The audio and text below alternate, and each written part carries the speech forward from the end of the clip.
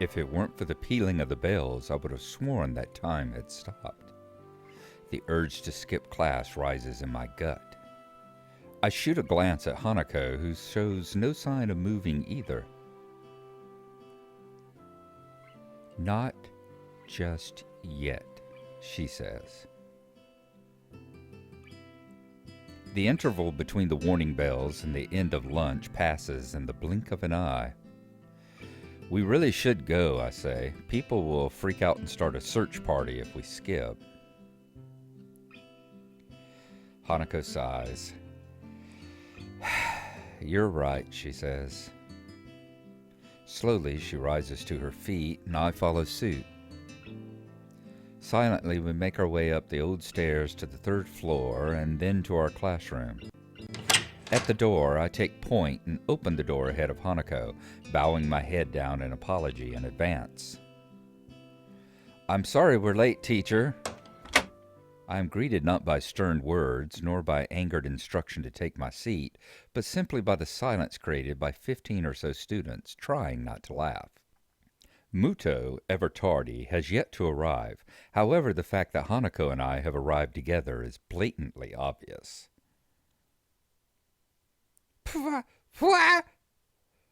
Make that about 14 students trying, and 1 student failing. "The lovers return."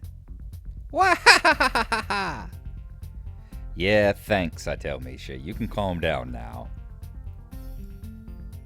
I step through the door and realize that Hanako is firmly pressed against my back, hiding herself from the class. With my steps coming closer to my desk, she eventually breaks from me and stiffly walks to her own. Her efforts to mentally block everyone's presence from her mind are written fairly clearly on her face. Quickly checking the door for any signs of the teacher's arrival, I make a trip to Hanako's desk and whisper in her ear. "Don't worry about Misha, she's always like this. I enjoyed myself today. Don't sweat it, okay?" Hanako nods her head behind her folded arms, but still doesn't show her face. I yearn to stay and console her more, but Muto picks this exact moment to enter the class, halfway through his lecture, as if he started it in the hallway. Which, of course, is directly proportional to the charge, but inversely proportional to the square of the distance. He's so engrossed in his speech that he doesn't even notice me sneaking back into my seat from Hanako's desk. While Muto's spiel rambles on, Misha leans over to me. "The teacher may not have noticed your tardiness, but I did." That much is obvious from the show you just put on, I think. "I have been instructed to let you off the hook for today, but only on one condition." "Oh," I say, "and what would that be?" "You have to help us this afternoon." I crane my neck to look over Misha's shoulder. Shizune is conveniently not making eye contact with me. "Fine," I say, "just for today. I've already told you I'm not joining the council, remember?" "Of course, doing so could be considered. She looks down at her notebook, obviously looking for her place in her script. "Under duress, and hence would be against regulations." "How very strange of you to be considerate of the regulations now," I say. "Things should be done by the book," she replies. "It's just that the book hasn't been written for every situation, so there are times when it can be ignored. And yet you two wonder why no one else wants to be in the student council," I muse. After poking her tongue out at me, Misha returns to her workbook, and we battle our way through the latter half of the school day. Before I can even stand up, Misha and Shizune place their hands on both my shoulders. Before I can even stand up, Misha and Shizune have placed their hands on both my shoulders. "Hey, I said I'd help out, damn." "This is just insurance, Hisao, insurance." "Hisao," Hanako says. Hanako timidly tries to leave the room by circling around us, and I suddenly realize that this may be my one chance to escape. "Oh, hey, Hanako," I say. "What's up?" Shizune signs. "Hey, what makes you think you've got time to chat?" "Oh, relax. This won't take long. Sorry, Hanako, you were saying?" I was going to the library and I thought..." Hanako's thumbs dance around each other and her eyes flit around the room, looking everywhere but at us. "Sorry, Hanako, but Hisao has got to come with us. He's got work to do," Misha replies. Shizune continues to sign. "Oh, but you can help too if you'd like." She replies. "So, how about it, Hisao?" "Hey, Shizune," I say.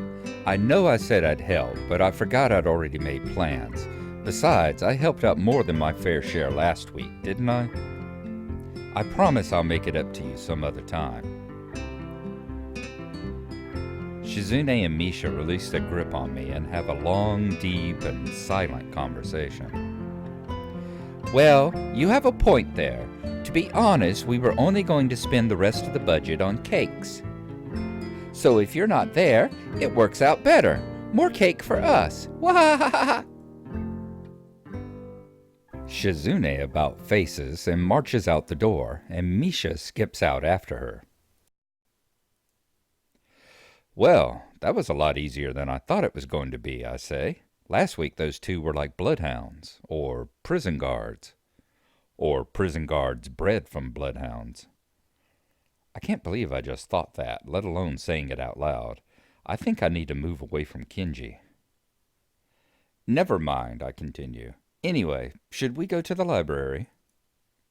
"Sure," Hanako replies. Hanako follows me through the still crowded halls to the library, using me as a shield. As soon as we are through the door, Hanako bolts for the counter where Yuko is stacking books. Before I can catch up, Hanako has whispered something to her. You'd find that non-fiction, but I don't know where exactly," Yuko replies. "If you want, I can look it up." Never mind," Hanako says. "Hey, Yuko, what's all this about?" "Oh, Hisao, Hanako was just looking for a book on..." Nothing," Hanako says. "A book on nothing? In the non-fiction section?" I was just..." I shoot a glance at Yuko. She looks like she's about to burst from the pressure of keeping Hanako's request secret.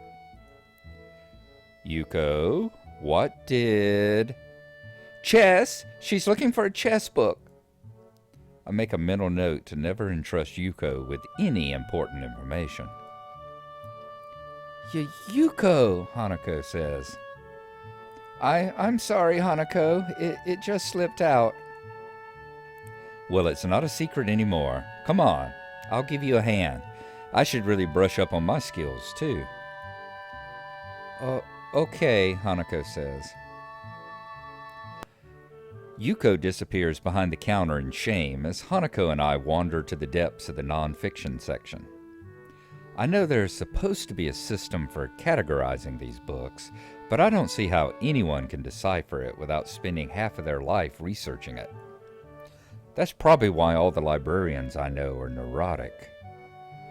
Toward the end of the aisle, between a book on card tricks and some book on kids' games, stands a single book bearing the title Chess Tactics for Champions. Before I can reach for it, Hanako has the book in her hands, clutching it to her chest. "Well, I guess that's yours then," I say. "Mind if I borrow it when you're finished?" "Sure. I just haven't really played against anyone but Lilly before, so I thought..." Damn, it's not like I was trying to beat Hanako deliberately or anything, but she seems to have taken it to heart. Then again, at least this means she wants to play me again. That's a plus, right? I say. Well, it's not like I'm a master or anything. I just played a bit before. It occurs to me that I haven't told Hanako about my condition. I falter for a second, deciding to cover my tracks. That is a conversation for another day. Before I came here, I conclude. Are you all right? Hanako says. Yeah, I was just remembering something. When I think about it, I shouldn't be afraid to tell Hanako about my condition and my time in the hospital. Judging by her scars, she probably spent a fair amount of time in a hospital bed. But for some reason, I can't bring it up. At least not today and not on short notice. Eager to break off the conversation, I grab a random book off the shelf. It's some book on the world's fastest roller coasters. Published in 1982. Well, not very up to date, but it should at least be interesting. Well, we've both got books now. Shall we go sit down? Hanako seems to accept my bluff, and we head to the reading nook in the back of the library. Neither of us says a word. We simply open our books and start reading. I try to read my book, but it would seem that in 1982, roller coasters weren't nearly as large as the ones built in the decades since. Most of the ones listed are made of wood. Something about that doesn't seem safe to me. If I'm going to ride on something potentially dangerous, I want it to be made out of steel or some kind of space-age alloy that has big words like titanium and ruthenium. I quickly lose interest and my eyes wander across the reading area to rest on Hanako. Hanako seems absorbed in her book, flicking back and forth through the pages as if confirming what she just read. I wonder if that's actually effective or if she's just overloading herself. She unconsciously brushes her hair from her face, temporarily revealing her scar tissue. I'm still not sure about the protocol here. Is it right to ask her about her scars or her past? How long she was in the hospital? Does she still visit the doctor? These all seem like the questions that you'd ask someone who just transferred to your school, translated into the local language. But to date, no one has directly asked me any of them. Well, except Rin, but I don't think I should use her as a guide to proper social behavior. For the time being, I'll just keep my mouth shut. If someone wants you to know something, then they'll tell you. Trying to force the issue might drive Hanako back into herself. Sorry to interrupt, but I have to close the library now, Yuko interrupts us. Already, I say? I check my watch. Somehow, as I was lost in thought, nearly 2 hours have passed. Do you want to check out those books? I can do it on the way out. Please, Hanako says. I'm done, I say. I'll drop this one back on the way through. It wasn't as interesting as I first thought. Hanako marks her place with a slip of paper and stands up. The girls head to the counter and I return my book to what I think is the right shelf. Yuko scans Hanako's book with practiced precision, yet still manages to fumble it. Oh, there we go. Third time lucky. Since this is a non-fiction book, you can only have it for a week. That's okay, Hanako says. Yuko shuts down the library's computer and herds us out the door. I didn't think it was this late already. But you're the one that told us you had to close, I tell Yuko. Yes, but that was before I looked at the time. I'll see you later. Yuko bolts down the hall, her handbag trailing behind her like an awkward steamer. I guess all librarians really are neurotic, I say. Huh? Ah, never mind. I was just thinking that I never met a librarian that can organize their time, no matter how good they are with their books. Oh, I know what you mean. Hanako smiles in amusement. It wasn't meant to be a joke, but I must have reminded her of some other librarian. Or something. I have to get back, she says. Yeah, me too. I didn't realize it was this late. Thanks for letting me hang out with you. No problem, she says. I'm going to my dormitory room now anyway, so do you mind if I tag along? Okay. Hanako sets off ahead of me, and I need to jog a little to reach her side. We walk through the gardens, eventually arriving in front of the dorm buildings.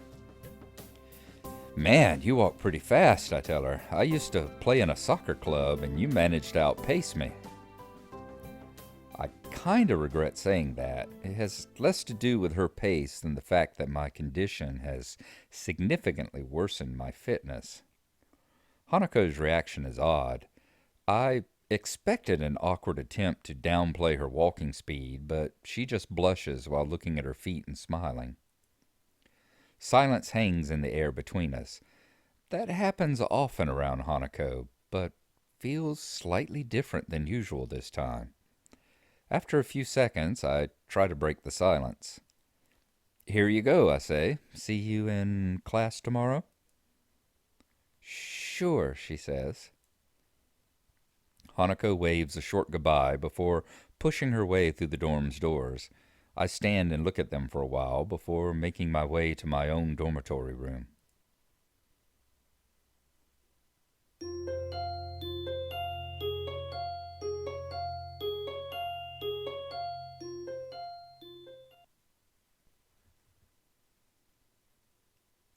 Chirping birds. Normally, this would be a good time to reflect upon the beauty of nature. But it is 6 a.m. Covering my head with the pillow, I slam my face into the mattress, hoping that the impact will send me instantly back to sleep. Futile. I toss and turn, but sleep simply won't return to me. All right, nature, you've won. See, I'm getting up now. The lack of sleep weighs my mind down, and there's only one remedy for this: a nice, hearty breakfast. It would be nice to be the first person here. To be the first to dig into a piping hot pile of food, to sit wherever I desire. It would have been nice. But even my exceptionally early start has put me behind the most diligent students. I guess there are quite a few people that have early starts here for one reason or another. A group of students in sports clothes huddle around one table, eagerly discussing game plans in between inhaling great gulps of food. Scattered around the hall are a number of bleary-eyed students, probably suffering from the same ailment as myself: noisy birds. And of course, there are the people who actually enjoy getting up this early. The ones with their bags stuffed with textbooks and completed homework. It's hard not to despise people like that, even more so when you're tired yourself. Picking out a familiar face from the thin crowd, I head towards the nearest table. Lilly sits alone, delicately feeling her way around a small plate of eggs with her fork. It's almost a shame to interrupt her in her clockwork movements. I wonder, is this how a blind person zones out? Simply moving in predetermined patterns learned over the years, just like how a sighted person would eat while reading a newspaper. Good morning, Lilly. I didn't expect you to be here this early. Oh, Hisao, you startled me. I didn't know you took breakfast this early. I don't, I tell her. This is an exception to the rule. I'd greatly prefer to be late to school than early to breakfast. Lilly gives a small sigh at my admitted tardiness as I begin eating my food. It doesn't take long for her to lapse back into her previous mindless nibbling. Each short motion lacks energy. I suppose this is similar to letting your eyes wander while performing any ordinary chore. But after a few repetitions of the find food, eat food cycle, Lily puts down her fork and dabs her lips with a napkin. Hisao, do you mind if I ask you a question? Damn. All I want is a little food and about 4 hours of sleep. And nobody says, can I ask you a question for a simple question? Sure, I tell her. Do you think of Hanako as a friend? Huh.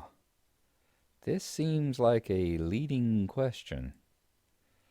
I guess so, I tell her. Why do you ask? No real reason. I do have another question, though. Why is it that you think of her as a friend? This is well above my level.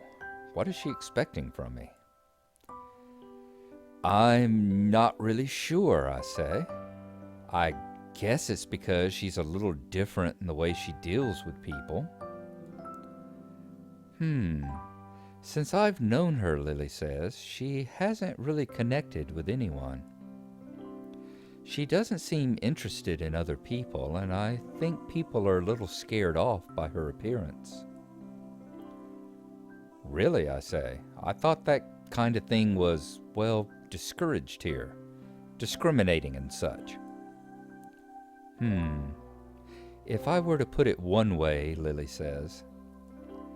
She furrows her brow in thought, a move which makes me slightly anxious as to what she's plucking from her mind. I'd say that you were a little naive, she finishes. Naive? I'd be insulted if not for the slightly cynical grin on her face. I see. While Yamaku has a stronger sense of community compared to other schools, it's far from being free of conflict. Rules cannot remove human nature, after all, only suppress it. That's something I'd noticed, actually. Just little things, like how certain people and cliques avoid each other in the hallways. It's no different than my old school, really. Even Lilly and Shizune could be considered bitter rivals, even though they both seem like fairly accepting people. Well, at least the Misha-tainted Shizune does. Who knows what actually goes on with her fingers and behind her glasses? I guess you're right, I say. But when I first came here, everything was a bit of a shock. I kept on making mistakes, or at least thinking I was making mistakes. Like when we first met and I said, I see to you. I didn't know if that was considered rude or anything, so I tried to just put it in the back of my mind, treating people any differently and that kind of thing. So I didn't. I told myself that Hanako and you and everyone else was just normal, and I tried to ignore the obvious. I talked to Hanako as if she were any other person, and so we became friends. At least that's how I think it happened. But, you know, I feel guilty just from saying something like that out loud, as if it took extra effort to think of Hanako or you or anyone here as normal people. I don't think that's right. Hisao, Lily says, I think you are naive, but I also think that you are a good person. It is perhaps one of your better traits. I suppose I can take that as a compliment, I say. Tell me, she says, are you free tonight? If you don't count homework, then I'm as free as the breeze. In that case, would you care to join myself and Hanako for tea? I don't really have that much money at the moment, so going out isn't really... Oh, I didn't mean going out, she says. Just here, this evening. You can access the classrooms in the evening here? No, that's not what I meant. Hanako and I often use my room for tea parties together. Please feel free to drop by after dusk. Sure, I say. I see no problem with that. What's your room number? 225, room 25 on the second floor. Okay, sure, I say. Well then, I had best be off. I have class representative duties to attend to, after all. Until this evening, Hisao. Yeah, catch you later. Hang on. Was I just invited to a girl's room after hours? Is that even allowed? There is the curfew here, but I've never heard any rules about visitors in the dorm rooms. Even still, this is enough to get my sleep-deprived brain jump-started. Add that to a lukewarm breakfast, and you have one hell of a pick-me-up. So Hisao and Hanako return to class after their rather lengthy lunch, to the amusement of everyone in there, particularly Misha when they come walking in the door together. The two of them then, at the end of class, try and Shanghai us into doing work with them once again. However, Hanako comes up and actually invites us to come and sit in the library with us. It's the first time that she has actually taken the initiative and asked us to come and do something, really. Other than the lunch, whenever she was showing off or trying to justify her cooking. So we use that as an excuse and are able to leave the council. Now, in the next episode, I will follow down. There's only like one scene. It's like you go to the council instead of going with Hanako. And we will cover that one in the next episode. So we go to the library and we sit there with Hanako while she looks through a chess book, having been bitten by kind of the competitive bug and wanting to get better at the chess game, so perhaps she can beat us. And we sit there looking through a book on roller coasters, as it says, from 1982. That book would be actually the kind of book I would be sitting there and reading in my high school, because 1982 would be just about the right age. I would be right there in the class with Hisao and Hanako. So you may think it's outdated there, Hisao, but it would be right up my alley. And then we get woke up by birds early the next morning, go down to a early breakfast against our will, and happen to run into Lilly.